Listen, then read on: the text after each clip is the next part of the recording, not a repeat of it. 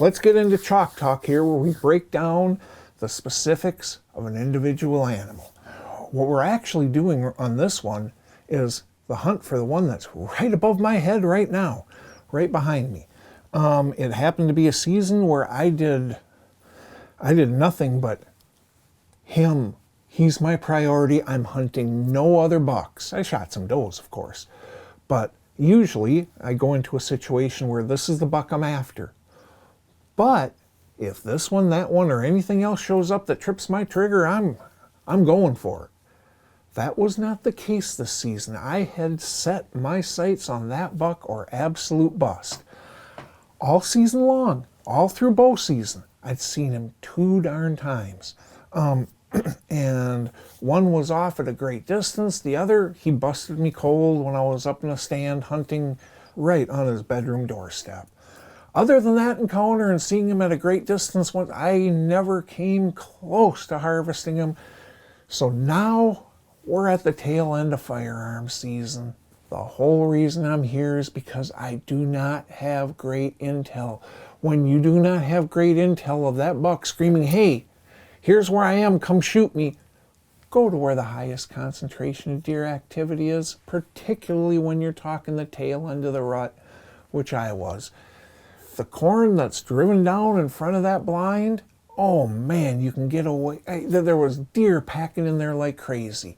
Did I have his picture down there? Not a single time. No.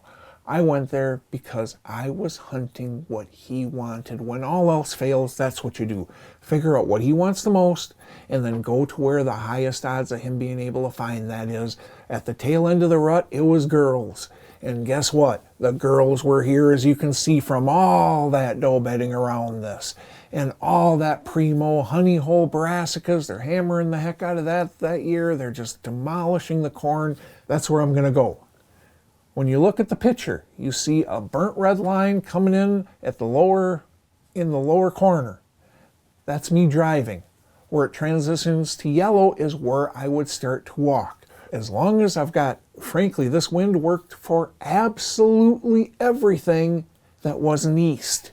If it was a straight north wind, I can hunt it. If it's a straight south wind, I can hunt it. If it's got west to it in any way, shape, or form, it's blowing out across the plowed cornfield, which is a heck of a dead zone.